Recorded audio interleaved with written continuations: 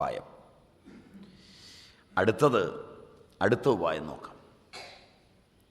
ഉദേതി ഭവതോ വിശ്വം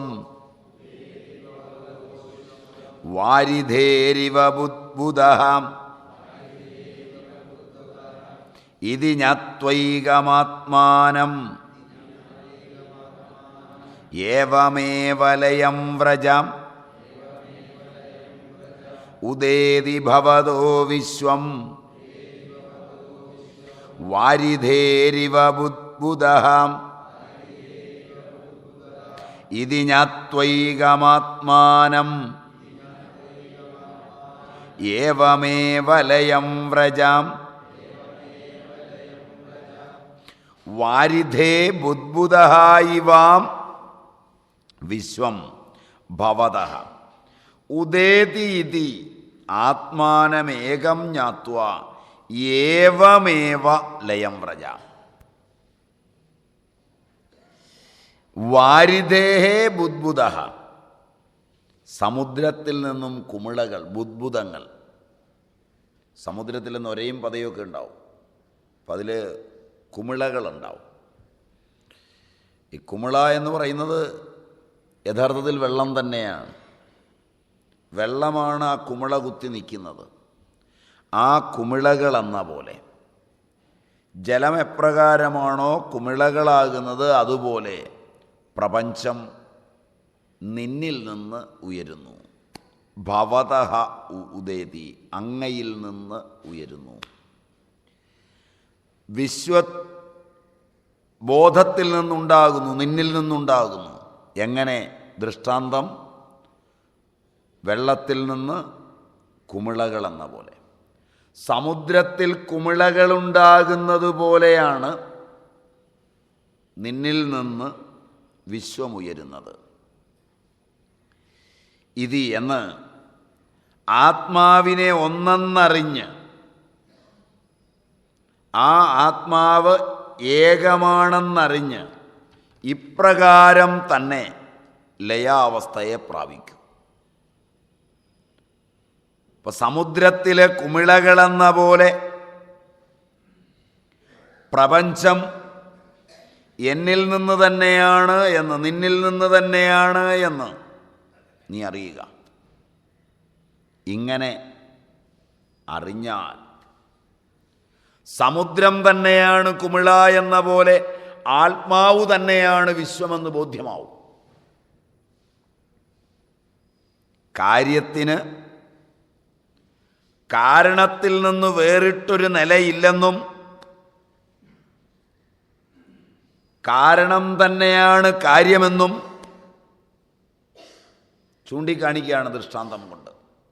ഇത് പൂർവന്മാർ ഒരുപാട് ഉദാഹരണങ്ങൾ ഇങ്ങനെ പറയാറുണ്ട്, ഒട്ടേറെ ഉദാഹരണം പറയാറുണ്ട്. പണ്ടൊരു വിദ്വാൻ പോയി ഒരു സ്വർണ്ണക്കടയിൽ ചെന്ന് സ്വർണ്ണമൊക്കെ വാങ്ങിച്ചു. 2 പണിക്കാരെ ഇരുത്തി നല്ലൊരു ഗണപതിയെ പണിതു. ഒരു സ്വർണ്ണ ഗണപതി പണിതു. അവിടുന്ന് പണിത് കൊടുത്തു സ്വർണ്ണക്കടക്കാരൻ. നല്ലപോലെ ആളെ ഇരുത്തി നല്ലൊരു ഗണപതി. അപ്പം സ്വർണത്തിൻ്റെ വില ഇത്ര, പണിക്കൂലി ഇത്ര, അതിൻ്റെ കലാമൂല്യത്തിന് ഇത്ര, 3 വില കൂട്ടിയിട്ടുണ്ട്. ഒക്കെ പണിത് കൊടുത്തു.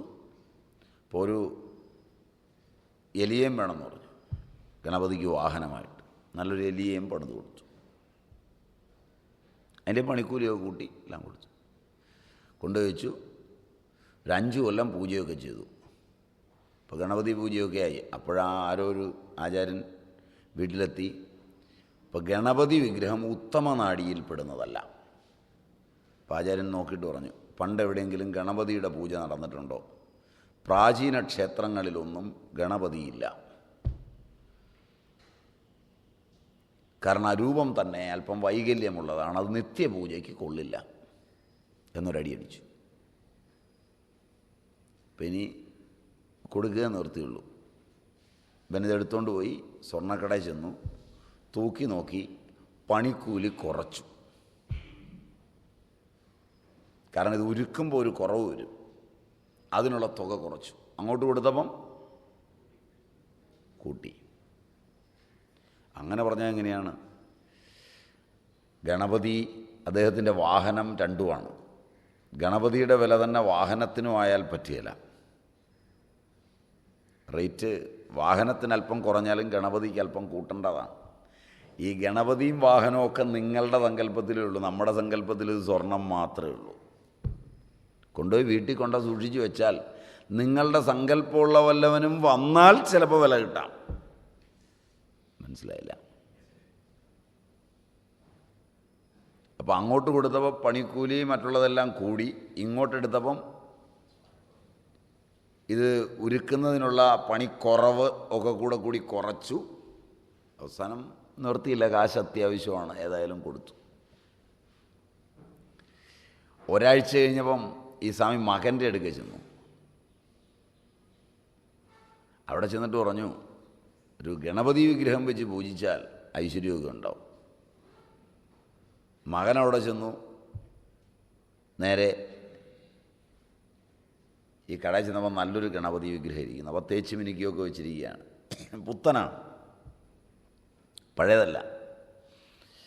കാരണം സോപ്പ് വെള്ളത്തിലൊക്കെ ഇട്ട് ഇടയ്ക്ക് നിന്നുള്ള ചെളിയൊക്കെ കുത്തി കളഞ്ഞ് ഒന്ന് പോളിഷ് ചെയ്ത് നല്ല തിളങ്ങുന്ന ഗണപതി വിഗ്രഹം. അപ്പോൾ ചെന്ന് കഴിഞ്ഞു. മകൻ ചോദിച്ചു, ഇത് പെട്ടെന്നൊന്നും കിട്ടില്ല, ഇത് സ്പെഷ്യലാണ്, വെളിയിൽ നിന്ന് വന്ന സാധനമാണ്. ഈയിടെ ആണെങ്കിൽ സ്വർണത്തിനും വില കൂടിയിട്ടുണ്ട്, പണിക്കൂലിയും കൂടിയിട്ടുണ്ട്, അതുകൊണ്ട് വലിയ വിലയാവും. വാങ്ങിച്ചു. അപ്പം അച്ഛൻ മകനെ കാണാൻ ചെന്നപ്പം ഇരിക്കുന്നു ഗണപതി വിഗ്രഹം ഒരെണ്ണം. ഈ ഗണപതിക്ക് എത്രയായിടാന്ന് ചോദിച്ചു. അപ്പോൾ അച്ഛൻ കൊടുത്തതിൻ്റെ 3 ഇരട്ടി വിലയായി.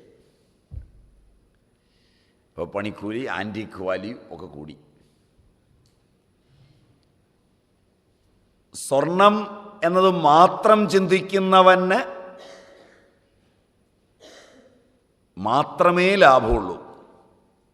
മനസ്സിലായില്ല? അവൻ്റെ ബോധത്തിൽ, തട്ടാൻ്റെ സ്രാപ്പിൻ്റെ ബോധത്തിൽ സ്വർണമേ ഉള്ളൂ.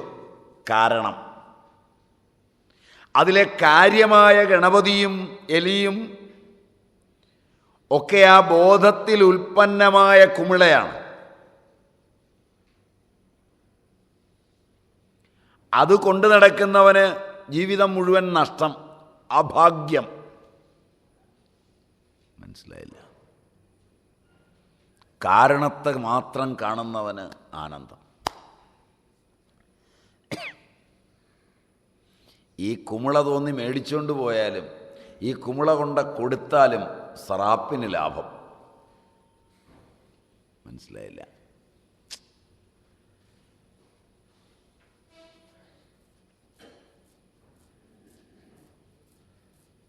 അതാണ് അതിൻ്റെ എളുപ്പവഴി. ഇപ്പം എവിടെയാണോ ഇത് പൊന്തുന്നത്, കാരണത്തിൽ നിന്ന് അഭിന്നമായി ഒരു കാര്യവുമില്ല.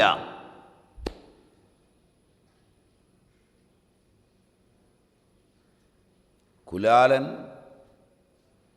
കലമുണ്ടാക്കി മുറ്റത്ത് വന്ന് നിൽക്കുകയാണ്. നിങ്ങൾ വാങ്ങിച്ചു പൈസയും കൊടുത്തു, അയളങ്ങിറങ്ങി, പൊട്ടിപ്പോയി. ഇപ്പോൾ പഴയ മണ്ണിൻ്റെ അവസ്ഥയിലെത്തി. മണ്ണിന് നിങ്ങൾ വില കൊടുക്കുന്നില്ല, നിങ്ങൾ കലത്തിനാണ് വില കൊടുത്തത്. അജ്ഞാനി കാര്യത്തിൽ ആശ്രയിച്ച് ജീവിക്കുന്നു, ജ്ഞാനി കാരണത്തിൽ ആശ്രയിച്ച് ജീവിക്കുന്നു.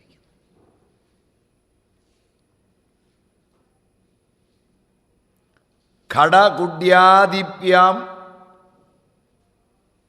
ഘടം, കുഡ്യ ഇവയൊക്കെ വാചാരംഭണ മാത്രമാണ്.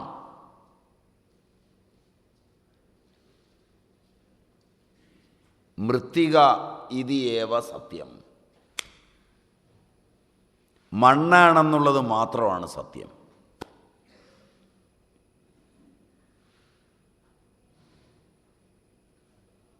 മണ്ണാണ് എന്ന് ഘടമാകുന്നതിന് മുമ്പും ഘടമായിരിക്കുമ്പോഴും ഘടം പൊട്ടുമ്പോഴും മണ്ണിന് മാറ്റമില്ല. ഘടത്തിലിരുന്നും ഘടമാകുന്നതിന് മുമ്പും ഘടം പൊട്ടിയും മണ്ണ് ചിരിക്കുന്നു. മനസ്സിലായില്ല? ഘടകുഡ്യാദികളെപ്പറ്റി ചിന്തിക്കുമ്പോൾ നിങ്ങൾ ചെലവിടുകയും ചെയ്യുന്നു. കാര്യത്തിൽ ആശ്രയിച്ച് ജീവിക്കുമ്പോഴെല്ലാം ഈ അഭാഗ്യം തുടരുന്നു. അതുകൊണ്ട് കാര്യത്തിന് കാരണത്തിൽ നിന്ന് വേറിട്ടൊരു നില ഒരിക്കലുമില്ല. ആഭരണത്തിന് സ്വർണത്തിൽ നിന്ന്, ഘടാദികൾക്ക് മണ്ണിൽ നിന്ന് ഒന്നും വ്യത്യാസമില്ല. കുമിളയ്ക്ക് ജലത്തിൽ നിന്ന് വേറിട്ട് നിലയില്ല. അതുകൊണ്ട് ഏകവും അദ്വയവുമായ ബ്രഹ്മം മാത്രമേയുള്ളൂവെന്നും അതാണ് പ്രപഞ്ചാകാരേണ ഭാസിക്കുന്നതെന്നും അറിഞ്ഞ് ബ്രഹ്മം മാത്രം സത്യമെന്നറിഞ്ഞ് കേവലാവസ്ഥയെ നീ പ്രാപിക്കൂ. ആദ്യത്തെ പണി അസംഗനായാൽ ബ്രഹ്മാനന്ദ അനുഭവിക്കാം. രണ്ടാമത്തെ പണി അധിഷ്ഠാനമറിഞ്ഞാൽ ആനന്ദിക്കാം. ഏതാണ് അധിഷ്ഠാനം? എല്ലാത്തിൻ്റെയും, ഈ ജഗത്തിൻ്റെ ആകെ അധിഷ്ഠാനം ബ്രഹ്മമാണ്. അധിഷ്ഠാനത്തെ മാത്രമേ അറിയുന്നുള്ളൂ എന്ന് വന്നാൽ അധ്യാരോപിത സത്യങ്ങളെ അറിയാതിരുന്നാൽ, സ്വർണത്തിൽ ആരോപിതമാണ് വള, സ്വർണത്തിൽ ആരോപിതമാണ് മാല, സ്വർണത്തിൽ ആരോപിതമാണ് ജിമിക്കി, ഇതെല്ലാം സ്വർണത്തിന്മേൽ ആരോപിതമാണ്. ഭ്രമിപ്പിക്കുന്നത് നാമരൂപവും നിറവുമാണ്. മനസ്സിലായില്ല?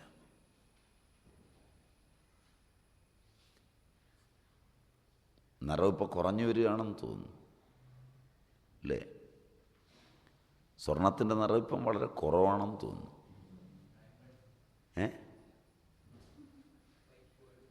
ഇല്ല, ഇപ്പോൾ സ്വർണത്തിന് പഴയ നിറമില്ല. മഞ്ഞലോഹത്തിൻ്റെ നിറം വല്ലാതെ കുറഞ്ഞിട്ടുണ്ട്.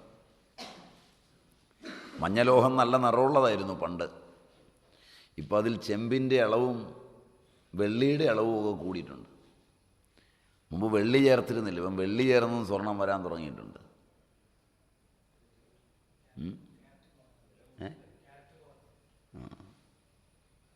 അപ്പം അതുകൊണ്ട് നിറമൊക്കെ വളരെ കുറഞ്ഞിട്ടുണ്ട് ഇപ്പം. അതുകൊണ്ട് മേടിക്കുമ്പോൾ കൊടുക്കുന്ന കാശ് വിറ്റാൽ കിട്ടുകയില്ല. അങ്ങനെയൊക്കെ എത്തിയിട്ടുണ്ട്. മായ എന്നതിന് സ്വർണം എന്നൊരു പര്യായവും കൂടിയുണ്ട്. ഹിരണ്യം, ഹിരണ്യഗർഭൻ, മായയെ ഗർഭീകരിക്കുന്നവൻ. ഹിരണ്യകശിപു, മായയിൽ കയറിക്കിടക്കുന്നവൻ. മായയുടെ കട്ടിലിലാണ് അവൻ കിടക്കുന്നത്. സ്വർണക്കട്ടിലിൽ കിടക്കുന്നവൻ. ഹിരണ്യാക്ഷൻ, സ്വർണത്തിൽ കണ്ണുള്ളവൻ, മായയിൽ കണ്ണുള്ളവൻ, മായയിൽ വീണവൻ. ഭക്ഷണം കഴിക്കാനൊക്കെ പോകുമ്പോൾ കാണാം, ഒരു സ്ത്രീയുടെ കഴുത്തിൽ ഒരു പ്രത്യേകതരം മാല കണ്ടു കഴിഞ്ഞാൽ അടുത്ത സ്ത്രീ അടുത്തിരുന്ന് ചോദിക്കും, എത്രയുണ്ട്, എന്തായി, നല്ല ഭംഗിയായിരിക്കുന്നില്ല, എവിടെ നിന്നാണ് വാങ്ങിച്ചേ? ഉടനെ ഈ അഷ്ടാവക്ര ഗീത കേൾക്കാൻ വന്ന ഭാര്യയും ഭർത്താവും കൂടി വീണ്ടും അപ്പുറത്തിരിക്കുമ്പോൾ ഭർത്താവിനോട് പറയും, ഇതൊന്ന് നോക്കിയ കേട്ടോ, ഇതൊരെണ്ണം വാങ്ങിക്കണം കേട്ടോ. അപ്പം മായൽ കണ്ണായി ഹിരണ്യാക്ഷൻ. അപ്പോൾ ഹിരണ്യം മായ. അപ്പോൾ അവിടെ ആ മായയ്ക്കാണ് പ്രാധാന്യം. അത് വിട്ട് അധിഷ്ഠാനത്തെ മാത്രം അറിയുക. അത് ശീലമാക്കിയാൽ നിനക്ക് മുക്തനാകാം. അസംഗനായാലാകാം, അധിഷ്ഠാനജ്ഞാനം വന്നാലാകാം. അധിഷ്ഠാനജ്ഞാനം എന്ന് പറഞ്ഞാൽ ആരെ കണ്ടാലും ബ്രഹ്മമാണെന്ന് തോന്നുക. നാമരൂപങ്ങളിലൊന്നും താല്പര്യമില്ലാതിരിക്കുക. ഉണ്ടായിട്ടും കാര്യമില്ല. വ്യവഹാരം അല്പനേരത്തേക്കേ വേണ്ടൂ. അത് വരുമ്പോഴേ നാമരൂപങ്ങൾ ആരോടെങ്കിലും പറയേണ്ടി വരുമ്പം, ഇന്നയാളിനെക്കുറിച്ച് ആരോടെങ്കിലും പറയേണ്ടി വരുമ്പോഴാണ് അയാളുടെ പേരറിയേണ്ടത്.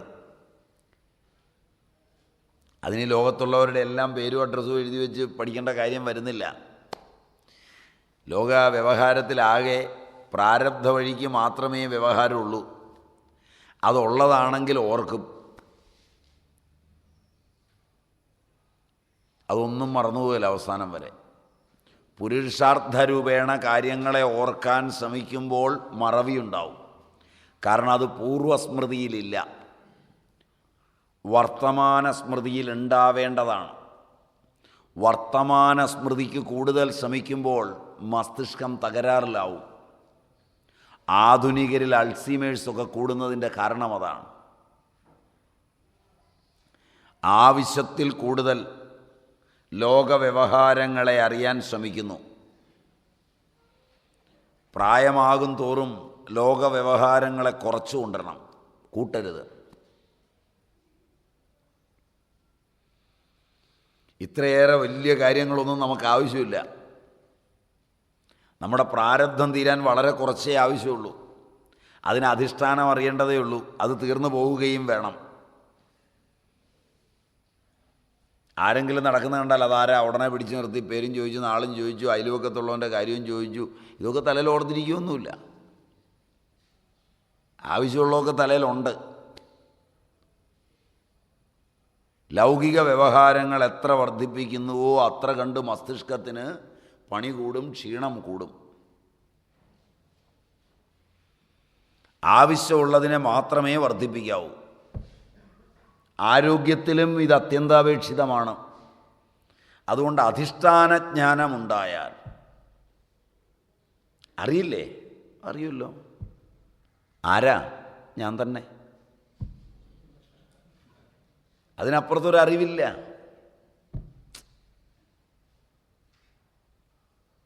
അങ്ങനെ ലോകരോട് ഇടപെടുമ്പോൾ പേര് പറയാൻ പോലും സമയം കിട്ടില്ല.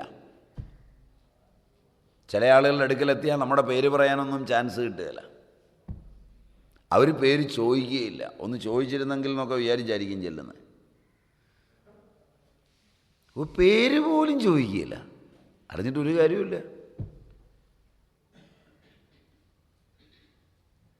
ഒരു സ്വാമിജിയോട് പണ്ടങ്ങനെ ചോദിച്ചു, സ്വാമിജി ഇപ്പം 10 കൊല്ലമായി ഞാൻ അങ്ങയെ കാണുന്നു, അങ്ങ് എൻ്റെയോ എൻ്റെ മകൻ്റെയോ പേര് ഇതുവരെ ചോദിച്ചില്ല. സ്വാമി പറഞ്ഞു, എനിക്ക് പിള്ളേരൊന്നുമില്ലല്ലോ മകനെ കൊണ്ട് കല്യാണം കഴിപ്പിക്കാൻ, പിന്നെ ഞാൻ എന്തിനാ അതൊക്കെ അന്വേഷിക്കും. എന്തെങ്കിലും ഒരു വ്യവഹാരം ഉണ്ടെങ്കിൽ അതറിഞ്ഞിട്ട് കാര്യമുണ്ട്. എനിക്ക് പിള്ളേരൊന്നുമില്ല, നിങ്ങളുടെ മകനെ കൊണ്ട് കല്യാണം കഴിപ്പിക്കാവുന്ന പെൺകുട്ടികളൊക്കെ ഉണ്ടെങ്കിൽ പേരൊക്കെ ചോദിച്ച് അവൻ്റെ ക്വാളിഫിക്കേഷനൊക്കെ ചോദിച്ച് കാര്യമൊക്കെ ചോദിച്ച് നിങ്ങളൊരാവശ്യത്തിന് വന്നാൽ ആ ആവശ്യത്തിന് വന്നു, തഥാസ്തു, അനുഗ്രഹിച്ചു, കാര്യമൊക്കെ ചെയ്തു. അല്ലാതെ വ്യവഹാരം എന്തെങ്കിലുമൊക്കെ വേണ്ടേ തമ്മിൽ? വ്യവഹാരമില്ലാത്തിടത്തൊന്നും കൂടുതൽ അറിയാൻ ശ്രമിക്കരുത്. അധിഷ്ഠാനത്തിൽ കൂടുതൽ അറിയരുത്. മറ്റുള്ളവരെക്കുറിച്ച് അറിയാൻ ശ്രമിക്കുന്നതും അറിയുന്നതുമെല്ലാം നമ്മളുടെ മസ്തിഷ്കത്തെ കളയുന്നത്. അതുകൊണ്ട് അധിഷ്ഠാനത്തിൽ ഉറച്ചു നിൽക്കൂ ജനക. അവശ്യ വ്യവഹാരങ്ങളിൽ പ്രാരബ്ധം കിടപ്പുണ്ട്, അതിന് പഠിപ്പൊന്നും വേണ്ട. ഒരു സൈക്കിൾ നിങ്ങൾക്ക് ഉപയോഗിക്കേണ്ടി വരികയും അത് നിങ്ങളുടെ പ്രാരബ്ധ വിശേഷത്തിൽ ഉണ്ടായിട്ടാണ് അതിൽ കയറുന്നതുമെങ്കിൽ അതിൻ്റെ മെയിൻ്റനൻസിൻ്റെ അറിവെല്ലാം നിങ്ങളിൽ പ്രകൃതി നേരത്തെ ഉണ്ടാക്കിയിട്ടുണ്ട്, സൈക്കിൾ ഇന്ന് കണ്ടുപിടിച്ചതാണെങ്കിൽ. അതിനുള്ള പ്രാരബ്ധം നിങ്ങൾക്കില്ലെങ്കിൽ നിങ്ങളിനി എത്ര പഠിച്ചാലും ശരി, അതേ തൊട്ടാൽ കുളമാകും, വേറൊരുത്തനെ വിളിച്ചു വരുത്തേണ്ടി വരും. മനസ്സിലായില്ല? ഇത് വ്യവഹാര നിയമമാണ്. നിങ്ങൾക്ക് യാത്ര ചെയ്യാനുണ്ടെങ്കിൽ നിങ്ങൾക്കുള്ള വണ്ടിയും നേരത്തെ പ്രാരബ്ധത്തിൽ ഒരുങ്ങി നിൽപ്പുണ്ട്. അതിലുള്ള അചഞ്ചലമായ ഒരു വിശ്വാസമാണ് അധിഷ്ഠാന ജ്ഞാനം കൊണ്ടുണ്ടാകുന്നത്.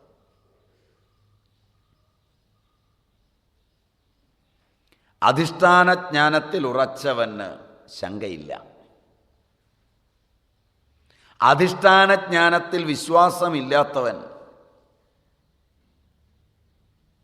പൂർവനിശ്ചിതമായ സങ്കല്പങ്ങളെ സ്വീകരിക്കാതെ പുതിയ പുതിയ തലങ്ങളെ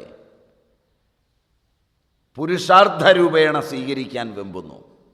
അതത്രയും അവനെ ദുഃഖിയാക്കുകയും ചെയ്യുന്നു. ഇതാണിതിൻ്റെ ചരിത്ര ഭംഗി. ഇപ്പം ജീവിതം മുഴുവൻ ഇങ്ങനെയാണ്. ഓരോന്നും മായ അതിൻ്റെ നിശ്ചിത രൂപത്തിൽ സംയോജിപ്പിച്ചിട്ടുണ്ട്. നമ്മൾ സംയോജിപ്പിക്കുന്ന പോലല്ല.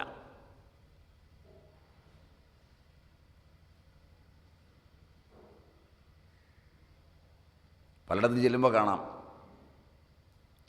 എന്തൊരാജ്ഞാശക്തിയുള്ള സ്ത്രീയാണ് അവർ. ആ മനുഷ്യൻ ഒരു പാവത്താൻ, അയാൾ ഇവരുടെ കൂടെ വന്നല്ലോ എന്ന് ചിലപ്പോൾ നിങ്ങൾ പറയും. എന്തൊരു ധാർഷ്ട്യമുള്ള പുരുഷൻ, ഒരു പാവം പിടിച്ച പെങ്കൊച്ച്, അതിന് ഈ ഗതി വന്നല്ലോ. മായ കൃത്യമായിട്ടാണ് യോജിപ്പിച്ചിരിക്കുന്നത്.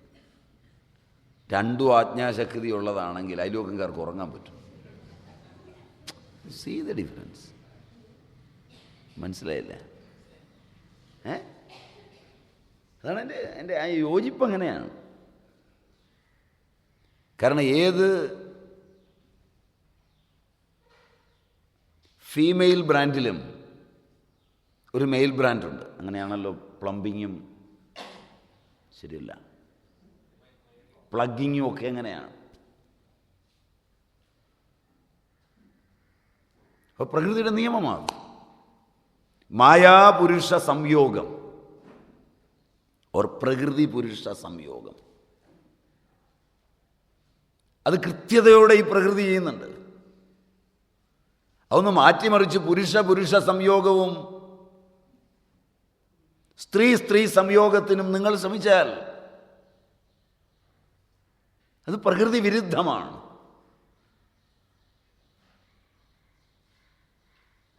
അതുകൊണ്ട് അതിനൊരു സ്വാഭാവിക ചേർച്ചയുണ്ട്.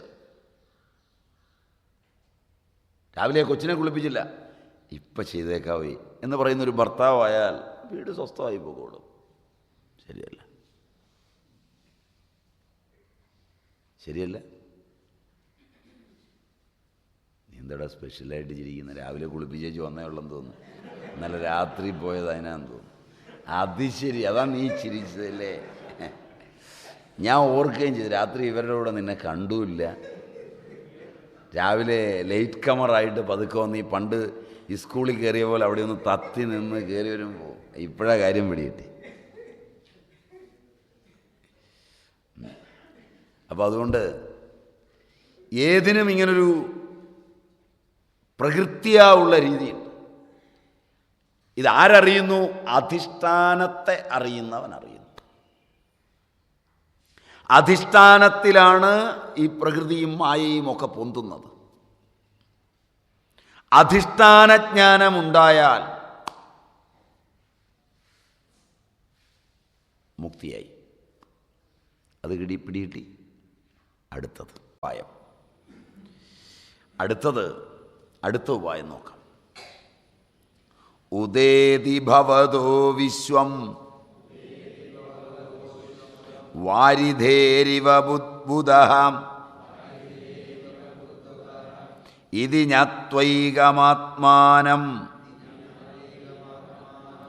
ഏവമേവ ലയം വ്രജാം. ഉദേതി ഭവതോ വിശ്വം വാരിധേരിവ ബുദ്ബുദഃ ഇതി ജ്ഞാത്വൈകമാത്മാനം ഏവമേവ ലയം വ്രജാം. വാരിധേ ബുദ്ബുദഃ ഇവാം വിശ്വം ഭവതഃ ഉദേതി ഇതി ആത്മാനമേകം ജ്ഞാത്വാ ഏവമേവ ലയം വ്രജാം. വാരിധേഃ ബുദ്ബുദഃ, സമുദ്രത്തിൽ നിന്നും കുമിളകൾ, ബുദ്ബുദങ്ങൾ. സമുദ്രത്തിൽ നിന്ന് ഒരേയും പതയൊക്കെ ഉണ്ടാവും, അപ്പം അതിൽ കുമിളകളുണ്ടാവും. ഈ കുമിള എന്ന് പറയുന്നത് യഥാർത്ഥത്തിൽ വെള്ളം തന്നെയാണ്. വെള്ളമാണ് ആ കുമിള കുത്തി നിൽക്കുന്നത്. ആ കുമിളകളെന്ന പോലെ ജലം എപ്രകാരമാണോ കുമിളകളാകുന്നത്, അതുപോലെ പ്രപഞ്ചം നിന്നിൽ നിന്ന് ഉയരുന്നു. ഭവതഃ ഉദേതി, അങ്ങയിൽ നിന്ന് ഉയരുന്നു. വിശ്വബോധത്തിൽ നിന്നുണ്ടാകുന്നു, നിന്നിൽ നിന്നുണ്ടാകുന്നു. എങ്ങനെ? ദൃഷ്ടാന്തം വെള്ളത്തിൽ നിന്ന് കുമിളകളെന്ന പോലെ. സമുദ്രത്തിൽ കുമിളകളുണ്ടാകുന്നത് പോലെയാണ് നിന്നിൽ നിന്ന് വിശ്വമുയരുന്നത്. ഇത് എന്ന് ആത്മാവിനെ ഒന്നെന്നറിഞ്ഞ് ആ ആത്മാവ് ഏകമാണെന്നറിഞ്ഞ് ഇപ്രകാരം തന്നെ ലയാവസ്ഥയെ പ്രാപിക്കും.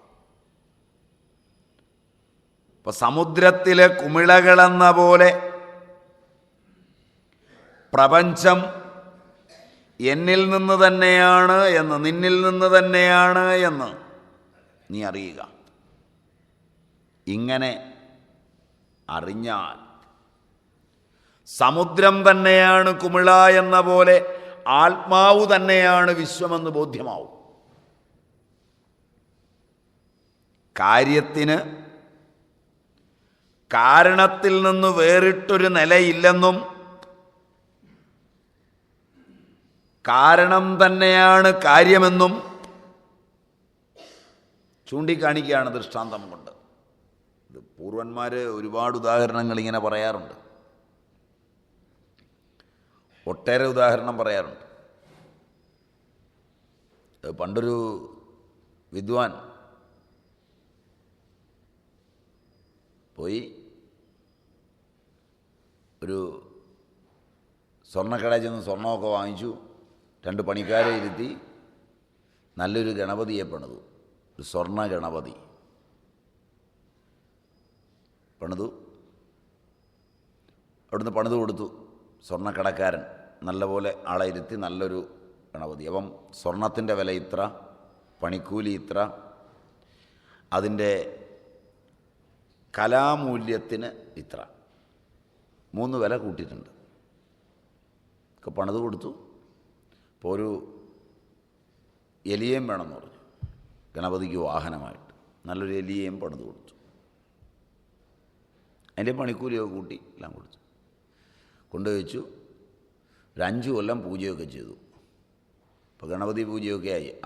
ആരോ ഒരു ആചാര്യൻ വീട്ടിലെത്തി. ഇപ്പോൾ ഗണപതി വിഗ്രഹം ഉത്തമ നാഡിയിൽപ്പെടുന്നതല്ല. അപ്പോൾ ആചാര്യൻ നോക്കിയിട്ട് പറഞ്ഞു, പണ്ട് എവിടെയെങ്കിലും ഗണപതിയുടെ പൂജ നടന്നിട്ടുണ്ടോ? പ്രാചീന ക്ഷേത്രങ്ങളിലൊന്നും ഗണപതിയില്ല. കാരണം ആ രൂപം തന്നെ അല്പം വൈകല്യമുള്ളതാണ്, അത് നിത്യപൂജയ്ക്ക് കൊള്ളില്ല എന്നൊരടിയടിച്ചു. അപ്പം ഇനി കൊടുക്കുക നിർത്തിയുള്ളൂ. ഇവനിതെടുത്തുകൊണ്ട് പോയി സ്വർണ്ണക്കടയിൽ ചെന്നു, തൂക്കി നോക്കി, പണിക്കൂലി കുറച്ചു. കാരണം ഇത് ഉരുക്കുമ്പോൾ ഒരു കുറവ് വരും, അതിനുള്ള തുക കുറച്ചു. അങ്ങോട്ട് കൊടുത്തപ്പം കൂട്ടി. അങ്ങനെ പറഞ്ഞാൽ എങ്ങനെയാണ്? ഗണപതി അദ്ദേഹത്തിൻ്റെ വാഹനം രണ്ടുമാണ്. ഗണപതിയുടെ വില തന്നെ വാഹനത്തിനും ആയാൽ പറ്റുകയില്ല. റേറ്റ് വാഹനത്തിന് അല്പം കുറഞ്ഞാലും ഗണപതിക്ക് അല്പം കൂട്ടേണ്ടതാണ്. ഈ ഗണപതിയും വാഹനമൊക്കെ നിങ്ങളുടെ സങ്കല്പത്തിലേ ഉള്ളൂ. നമ്മുടെ സങ്കല്പത്തിൽ ഇത് സ്വർണം മാത്രമേ ഉള്ളൂ. കൊണ്ടുപോയി വീട്ടിൽ കൊണ്ട് സൂക്ഷിച്ച് വെച്ചാൽ നിങ്ങളുടെ സങ്കല്പമുള്ള വല്ലവനും വന്നാൽ ചിലപ്പോൾ വില കിട്ടാം. മനസ്സിലായില്ല? അപ്പോൾ അങ്ങോട്ട് കൊടുത്തപ്പോൾ പണിക്കൂലി മറ്റുള്ളതെല്ലാം കൂടി, ഇങ്ങോട്ടെടുത്തപ്പം ഇത് ഉരുക്കുന്നതിനുള്ള പണിക്കുറവ് ഒക്കെ കൂടി കുറച്ചു. അവസാനം നിർത്തിയില്ല, കാശ് അത്യാവശ്യമാണ്, ഏതായാലും കൊടുത്തു. ഒരാഴ്ച കഴിഞ്ഞപ്പം ഈ സ്വാമി മകൻ്റെ അടുക്ക ചെന്നു. അവിടെ ചെന്നിട്ട് പറഞ്ഞു, ഒരു ഗണപതി വിഗ്രഹം വെച്ച് പൂജിച്ചാൽ ഐശ്വര്യമൊക്കെ ഉണ്ടാവും. മകനവിടെ ചെന്നു. നേരെ ഈ കടയിൽ ചെന്നപ്പോൾ നല്ലൊരു ഗണപതി വിഗ്രഹം ഇരിക്കുന്നു. അപ്പോൾ തേച്ച് മിനുക്കിയൊക്കെ വെച്ചിരിക്കുകയാണ്. പുത്തനാണ്, പഴയതല്ല.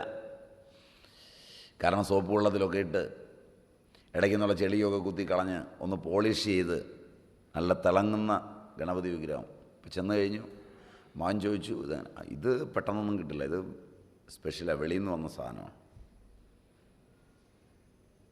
ഈയിടെ ആണെങ്കിൽ സ്വർണത്തിനും വില കൂടിയിട്ടുണ്ട്, പണിക്കൂലിയും കൂടിയിട്ടുണ്ട്, അതുകൊണ്ട് വലിയ വിലയാവും. വാങ്ങിച്ചു.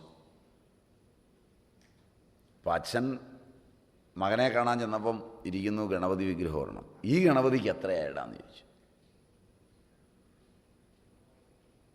അപ്പോൾ അച്ഛൻ കൊടുത്തതിൻ്റെ 3 ഇരട്ടി വിലയായി. അപ്പോൾ പണിക്കൂലി, ആൻറ്റിക് വാല്യൂ ഒക്കെ കൂടി. സ്വർണം എന്നത് മാത്രം ചിന്തിക്കുന്നവന്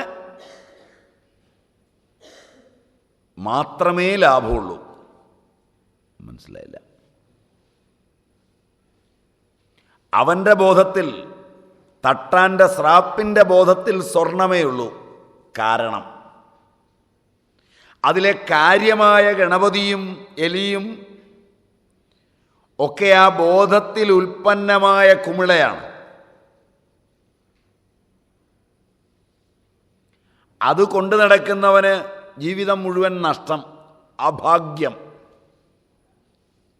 മനസ്സിലായില്ല? കാരണത്തെ മാത്രം കാണുന്നവന് ആനന്ദം. ഈ കുമിള തോന്നി മേടിച്ചുകൊണ്ട് പോയാലും ഈ കുമിള കൊണ്ട് കൊടുത്താലും സ്രാപ്പിന് ലാഭം. മനസ്സിലായില്ല?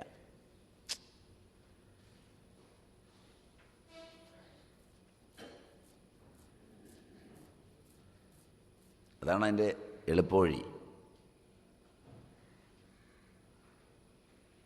ഇപ്പം എവിടെയാണോ ഇത് പൊന്തുന്നത്, കാരണത്തിൽ നിന്ന് അഭിന്നമായി ഒരു കാര്യവുമില്ല.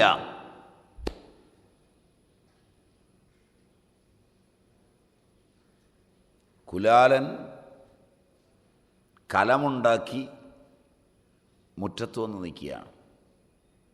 നിങ്ങൾ വാങ്ങിച്ചു പൈസയും കൊടുത്തു, അയളങ്ങിറങ്ങി, പൊട്ടിപ്പോയി. ഇപ്പോൾ പഴയ മണ്ണിൻ്റെ അവസ്ഥയിലെത്തി. മണ്ണിന് നിങ്ങൾ വില കൊടുക്കുന്നില്ല, നിങ്ങൾ കലത്തിനാണ് വില കൊടുത്തത്.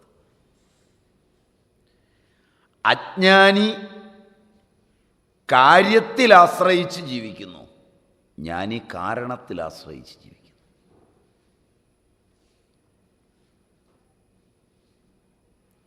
ഘടകുഡ്യാദിഭ്യാം, ഘടം, കുഡ്യ ഇവയൊക്കെ വാചാരംഭണ മാത്രമാണ്.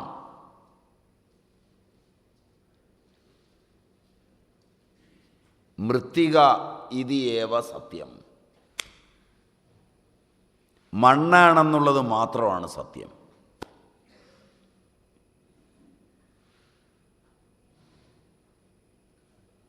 മണ്ണാണ് എന്ന് ഘടമാകുന്നതിന് മുമ്പും ഘടമായിരിക്കുമ്പോഴും ഘടം പൊട്ടുമ്പോഴും മണ്ണിന് മാറ്റമില്ല.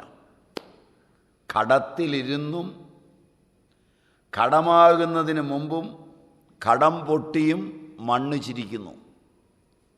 മനസ്സിലായില്ല? ഘടകുഡ്യാദികളെപ്പറ്റി ചിന്തിക്കുമ്പോൾ നിങ്ങൾ ചെലവിടുകയും ചെയ്യുന്നു. കാര്യത്തിൽ ആശ്രയിച്ച് ജീവിക്കുമ്പോഴെല്ലാം ഈ അഭാഗ്യം തുടരുന്നു. അതുകൊണ്ട് കാര്യത്തിന് കാരണത്തിൽ നിന്ന് വേറിട്ടൊരു നില ഒരിക്കലുമില്ല. ആഭരണത്തിന് സ്വർണത്തിൽ നിന്ന്, ഘടാദികൾക്ക് മണ്ണിൽ നിന്ന് ഒന്നും വ്യത്യാസമില്ല. കുമിളയ്ക്ക് ജലത്തിൽ നിന്ന് വേറിട്ട് നിലയില്ല. അതുകൊണ്ട് ഏകവും അദ്വയവുമായ ബ്രഹ്മം മാത്രമേയുള്ളൂവെന്നും അതാണ് പ്രപഞ്ചാകാരേണ ഭാസിക്കുന്നതെന്നും അറിഞ്ഞ് ബ്രഹ്മം മാത്രം സത്യമെന്നറിഞ്ഞ് കേവലാവസ്ഥയെ നീ പ്രാപിക്കൂ. ആദ്യത്തെ പണി അസംഗനായാൽ ബ്രഹ്മാനന്ദ അനുഭവിക്കാം. രണ്ടാമത്തെ പണി അധിഷ്ഠാനമറിഞ്ഞാൽ ആനന്ദിക്കാം. ഏതാണ് അധിഷ്ഠാനം? എല്ലാത്തിൻ്റെയും,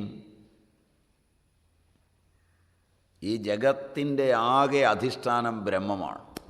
അധിഷ്ഠാനത്തെ മാത്രമേ അറിയുന്നുള്ളൂ എന്ന് വന്നാൽ അധ്യാരോപിത സത്യങ്ങളെ അറിയാതിരുന്നാൽ, സ്വർണത്തിൽ ആരോപിതമാണ് വള, സ്വർണത്തിൽ ആരോപിതമാണ് മാല, സ്വർണത്തിൽ ആരോപിതമാണ് ജിമിക്കി. ഇതെല്ലാം സ്വർണത്തിന്മേൽ ആരോപിതമാണ്. ഭ്രമിപ്പിക്കുന്നത് നാമരൂപവും നിറവുമാണ്. മനസ്സിലായില്ല?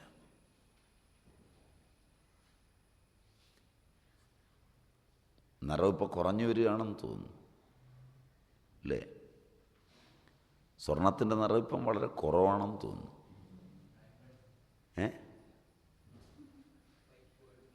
ഇല്ല, ഇപ്പോൾ സ്വർണത്തിന് പഴയ നിറമില്ല. മഞ്ഞലോഹത്തിൻ്റെ നിറം വല്ലാതെ കുറഞ്ഞിട്ടുണ്ട്. മഞ്ഞലോഹം നല്ല നിറമുള്ളതായിരുന്നു പണ്ട്. ഇപ്പോൾ അതിൽ ചെമ്പിൻ്റെ അളവും വെള്ളിയുടെ അളവും ഒക്കെ കൂടിയിട്ടുണ്ട്. മുമ്പ് വെള്ളി ചേർത്തിരുന്നില്ല, ഇപ്പം വെള്ളി ചേർന്നും സ്വർണം വരാൻ തുടങ്ങിയിട്ടുണ്ട്.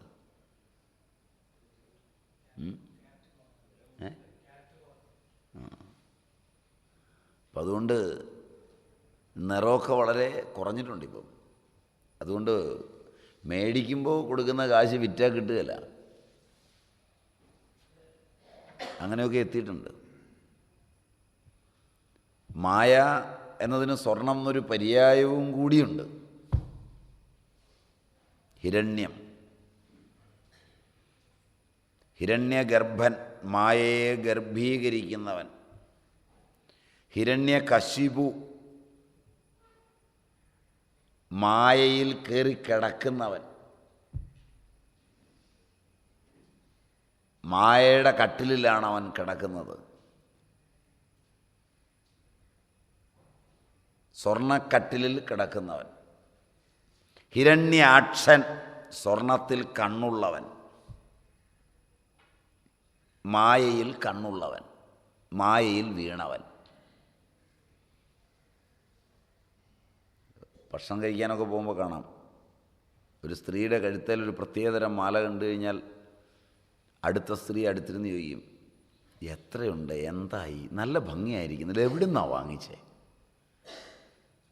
ഉടനെ ഈ അഷ്ടാവക്ര ഗീത കേൾക്കാൻ വന്ന ഭാര്യയും ഭർത്താവും കൂടി വീണ്ടും അപ്പുറത്തിരിക്കുമ്പോൾ ഭർത്താവിനോട് പറയും, ഇതൊന്നും നോക്കിയ കേട്ടോ, ഇതൊരെണ്ണം വാങ്ങിക്കണം കേട്ടോ. മായൽ കണ്ണായി ഹിരണ്യാക്ഷൻ. അപ്പോൾ ഹിരണ്യം മായ. അപ്പോൾ അവിടെ ആ മായയ്ക്കാണ് പ്രാധാന്യം. അത് വിട്ട് അധിഷ്ഠാനത്തെ മാത്രം അറിയുക. അത് ശീലമാക്കിയാൽ നിനക്ക് മുക്തനാകാം. അസംഗനായാലാകാം, അധിഷ്ഠാനജ്ഞാനം വന്നാലാകാം.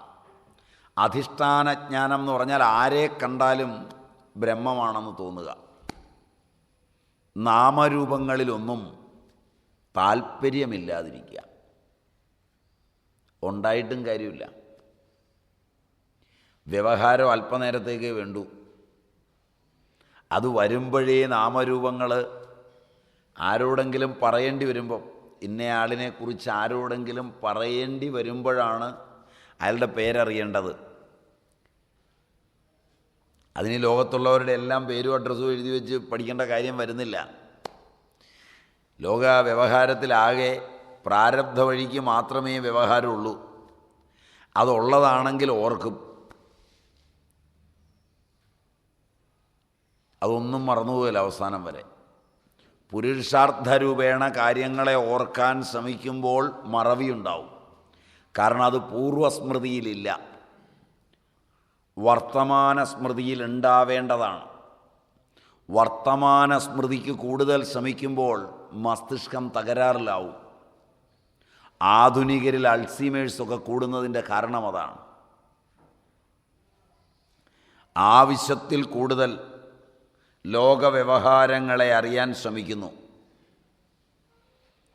പ്രായമാകും തോറും ലോകവ്യവഹാരങ്ങളെ കുറച്ചു കൊണ്ടുവരണം, കൂട്ടരുത്.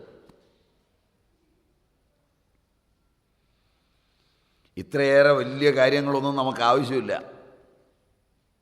നമ്മുടെ പ്രാരബ്ധം തീരാൻ വളരെ കുറച്ചേ ആവശ്യമുള്ളൂ. അതിന് അധിഷ്ഠാനം അറിയേണ്ടതേ ഉള്ളൂ. അത് തീർന്നു പോവുകയും വേണം. ആരെങ്കിലും നടക്കുന്ന കണ്ടാൽ അതാരാ ഉടനെ പിടിച്ചു നിർത്തി പേരും ചോദിച്ചു, നാളും ചോദിച്ചു, അയൽവക്കത്തുള്ളവൻ്റെ കാര്യവും ചോദിച്ചു. ഇതൊക്കെ തലയിൽ ഓർത്തിരിക്കുകയൊന്നുമില്ല. ആവശ്യമുള്ളതൊക്കെ തലയിലുണ്ട്.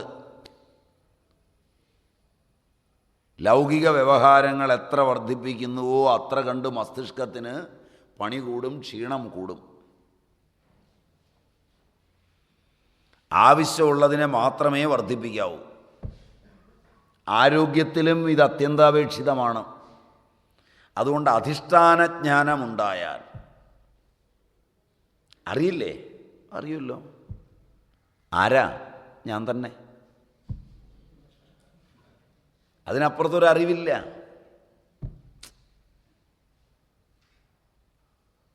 അങ്ങനെ ലോകരോട് ഇടപെടുമ്പോൾ പേര് പറയാൻ പോലും സമയം കിട്ടില്ല. ചില ആളുകളുടെ അടുക്കലെത്തിയാൽ നമ്മുടെ പേര് പറയാനൊന്നും ചാൻസ് കിട്ടുകയില്ല. അവർ പേര് ചോദിക്കുകയില്ല. ഒന്ന് ചോദിച്ചിരുന്നെങ്കിൽ എന്നൊക്കെ വിചാരിച്ചായിരിക്കും ചെല്ലുന്നത്. അപ്പോൾ പേര് പോലും ചോദിക്കുകയില്ല. അറിഞ്ഞിട്ടൊരു കാര്യമില്ല.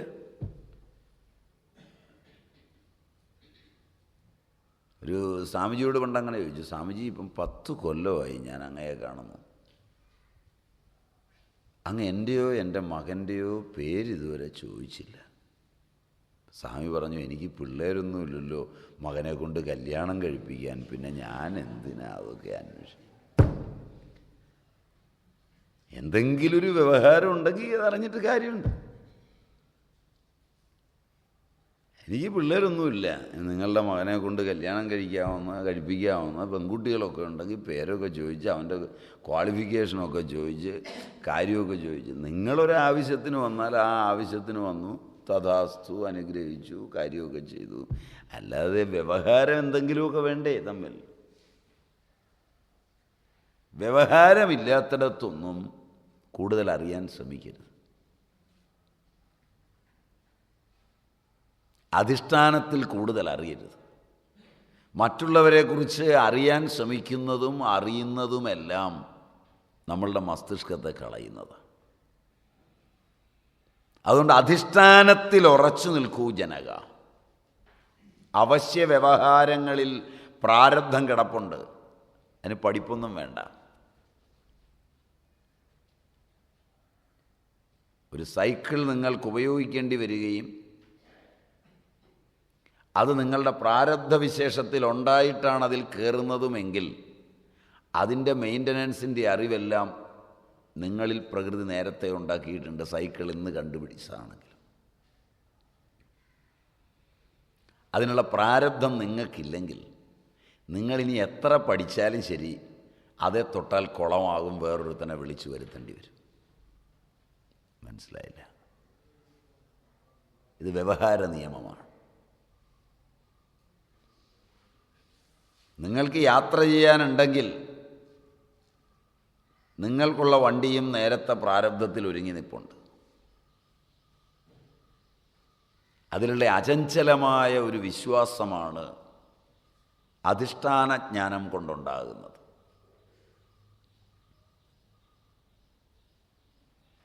അധിഷ്ഠാന ജ്ഞാനത്തിൽ ഉറച്ചവന് ശങ്കയില്ല. അധിഷ്ഠാന ജ്ഞാനത്തിൽ വിശ്വാസമില്ലാത്തവൻ പൂർവനിശ്ചിതമായ സങ്കല്പങ്ങളെ സ്വീകരിക്കാതെ പുതിയ പുതിയ തലങ്ങളെ പുരുഷാർത്ഥരൂപേണ സ്വീകരിക്കാൻ വെമ്പുന്നു. അതത്രയും അവനെ ദുഃഖിയാക്കുകയും ചെയ്യുന്നു. ഇതാണിതിൻ്റെ ചരിത്ര ഭംഗി. ഇപ്പം ജീവിതം മുഴുവൻ ഇങ്ങനെയാണ്. ഓരോന്നും മായ അതിൻ്റെ നിശ്ചിത രൂപത്തിൽ സംയോജിപ്പിച്ചിട്ടുണ്ട്. നമ്മൾ സംയോജിപ്പിക്കുന്ന പോലല്ല.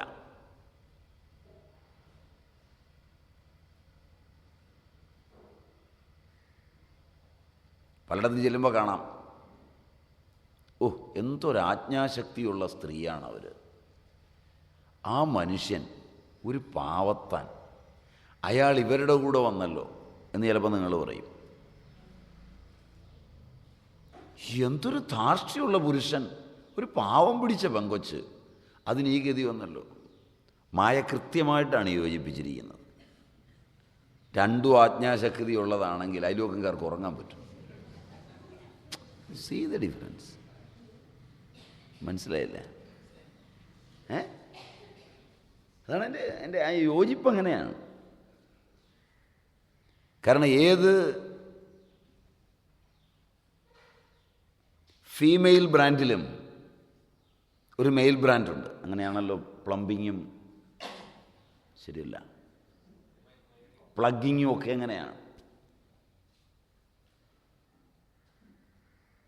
അപ്പോൾ പ്രകൃതിയുടെ നിയമമാണ് മായാപുരുഷ സംയോഗം ഓർ പ്രകൃതി പുരുഷ സംയോഗം. അത് കൃത്യതയോടെ ഈ പ്രകൃതി ചെയ്യുന്നുണ്ട്. അതൊന്ന് മാറ്റിമറിച്ച് പുരുഷ പുരുഷ സംയോഗവും സ്ത്രീ സ്ത്രീ സംയോഗത്തിനും നിങ്ങൾ ശ്രമിച്ചാൽ അത് പ്രകൃതി വിരുദ്ധമാണ്.